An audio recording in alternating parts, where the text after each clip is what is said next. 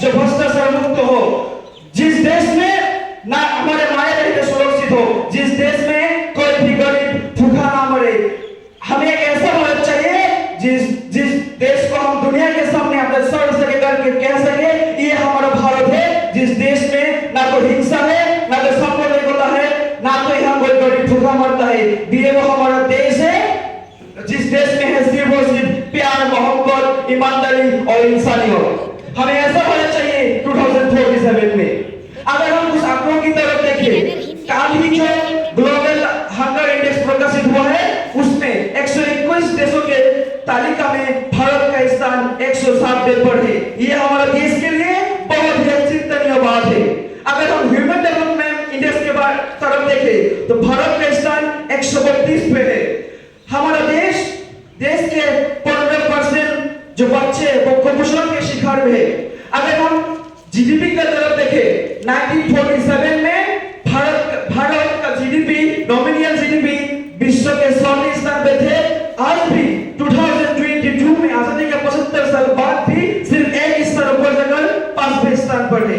ये है हमारा भारत का रियलिटी। हमें इस देश को बदलना होगा और इस देश को बदलने का जो सबसे महत्वपूर्ण भूमिका पालन कर सकता है वो है हम लोग युवा। हमारे देश की आर्थिक विकास के साथ साथ कुछ सामाजिक विकास की भी जरूरत है। हमारे समाज में कुछ बीमारियां मुझे दिखाई देती है। जो सबसे पहले बीमारी मुझे दिखाई देती है वो है वैश्विक बीमारी।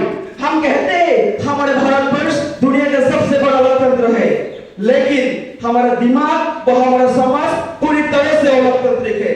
अगर अलोकतांत्रिक नहीं होता तो आज इस भारत में जात पात में कोई भेदभाव नहीं होता। हमारे इस देश में हिंदू पैदा होते हैं, मुस्लिम पैदा होते हैं, ईसाई पैदा होते हैं, लेकिन अफसोस की बात है पैदा नहीं होते इंसान। अगर हमें इस भारत देश को बदलना है, अगर हमें इस भारत देश को सुधारना है तो हमें इस देश में भारत माँ को ना कि हिंदू की जरूरत है, ना कि मुस्लिम की जरूरत है, ना ईसाई की जरूरत है। भारत माँ को जरूरत है सिर्फ और सिर्फ एक सच्चा ईमानदार भारत माता की संतान जरूरत है। और एक बीमारी है दिखावे की बीमारी। हम दिखावा करते हैं, हम महापुरुषों को पूजा करते हैं, उनको माला पहनते हैं, किंतु हमारे दुख का विषय है उन महापुरुषों के जो विचार है, जो आदर्श है, वो सब माला के नीचे ही दबकर रह जाते हैं। हमें ऐसा भारत नहीं चाहिए।